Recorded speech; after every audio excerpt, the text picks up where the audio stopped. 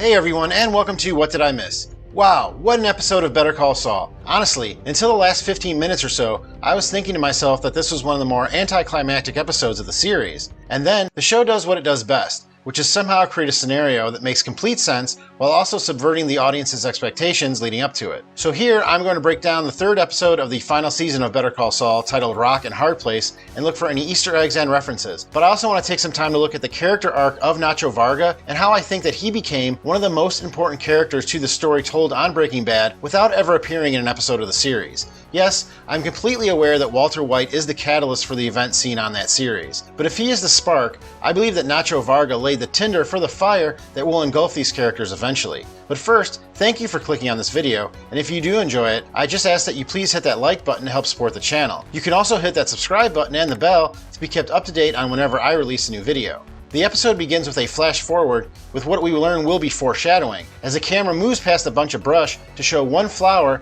a desert bluebell. Breaking Bad, as well as El Camino and Better Call Saul, have famously used color to help construct their narrative, whether it be in the scenery or the colors that the characters choose to wear. Not to mention that the main characters on Breaking Bad, Walter White and Jesse Pinkman, have a color in their name. The color blue has often been associated with death, as in the second season, Jane is buried in a blue dress, and in the third season, the ribbon to commemorate the memory of the victims of Wayfair 515 is also blue. In this case, showing this blue flower here predicts the unfortunate fate of Nacho Varga in this spot. And make no mistake, the scene is a flash forward, as in the final scene of this episode, we see that Nacho brought the glass that he uses to break his restraints with him, and in the intro, the glass has been partially buried in the ground. But I think this is also a sign of how important the character of Nacho is to the story told on Breaking Bad. Not that he isn't important to the story told on Better Call Saul as well, but I think that he gives us more background and rounds out the world of Breaking Bad, sort of like how learning about Kim gives Saul more depth to his character and motivations. In fact, the scene in Breaking Bad that sparked the idea for the series Better Call Saul was in the episode titled Better Call Saul, in which Walter and Jesse take Saul out to the desert to scare him into messing up Badger's case. It wasn't me, it was Ignacio, he's the one! Oh no.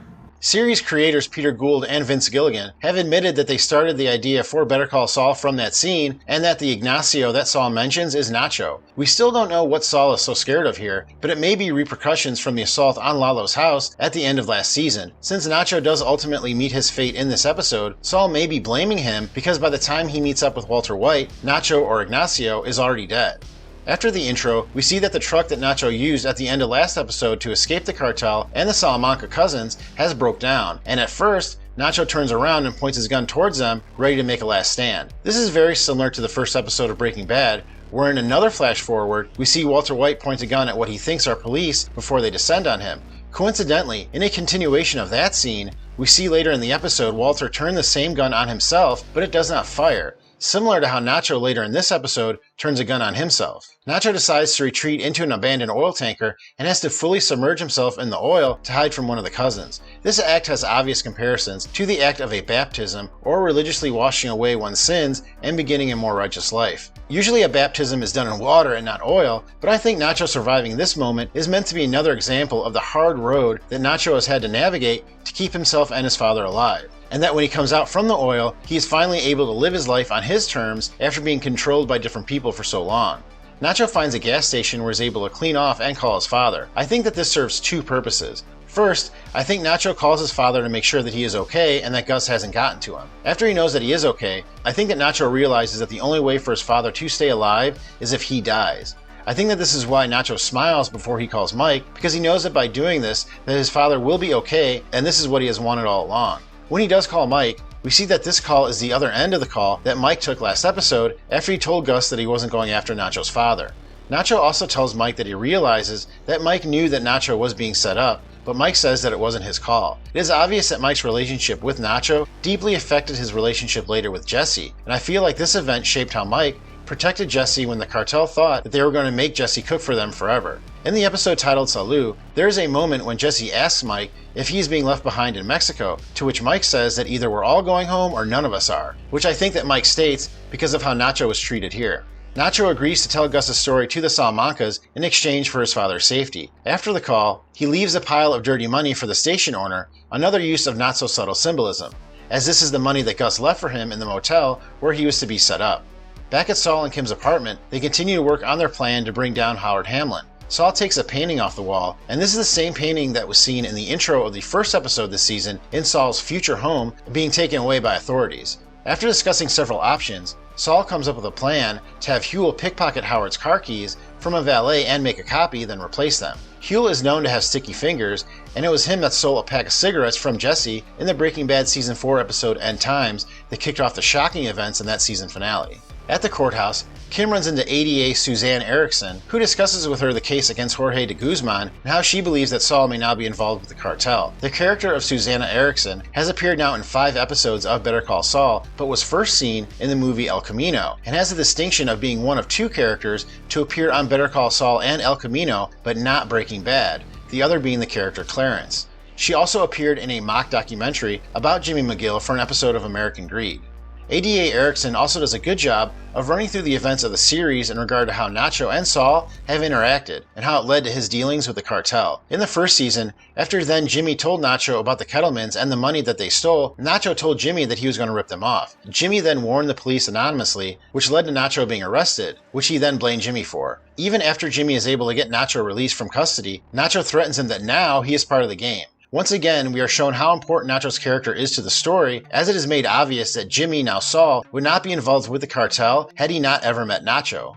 Also, ADA Erickson mentions Tuco Salamanca and how he is connected to these events. Remember, it was Nacho along with Mike that set up Tuco and put him in jail. It is inferred that while Tuco may have been a sociopathic killer before he entered jail for the crime of assaulting Mike, that while he was there he became further addicted to meth, which made him even crazier. If Nacho had not tried to get rid of Tuco, then he would not have become the psychopath we see in Breaking Bad. Since Tuco was such an integral part of the beginning of the Heisenberg persona, Nacho's actions years earlier once again underscore his importance to the story later. Nacho is brought back to a Los Pollos Hermanos warehouse and given a last meal. In an interview with Variety, Michael Mando, the actor who plays Nacho Varga, stated that he thought that this scene was very important for his character. When asked about the scene, he said, "It was really important for me that he use a fork and knife and that he put salt and pepper on his food.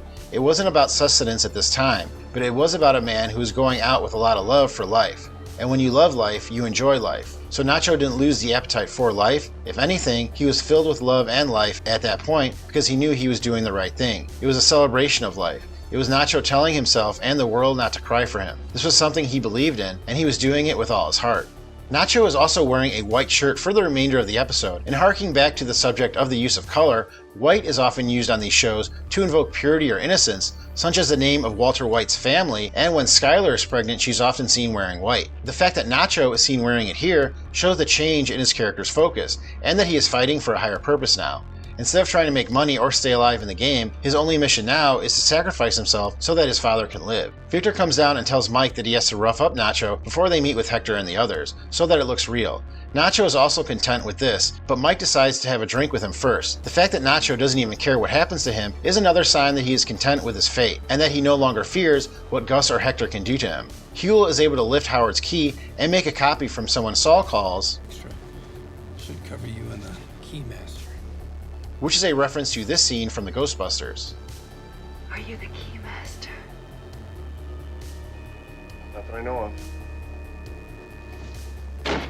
When Gus meets with Mike and Nacho to discuss the plan, Mike tells Nacho to say what he is supposed to say, then run towards Victor, who is supposed to kill him in a quicker fashion than the Salamancas would, who would likely want to torture him. I don't know if Nacho would have been able to trust Victor and Gus to keep their word to kill him quick though, as if you recall in the 4th season episode Breathe, it was them who killed Arturo by suffocating him in a plastic bag. That episode also marked the beginning of Nacho being manipulated by Gus.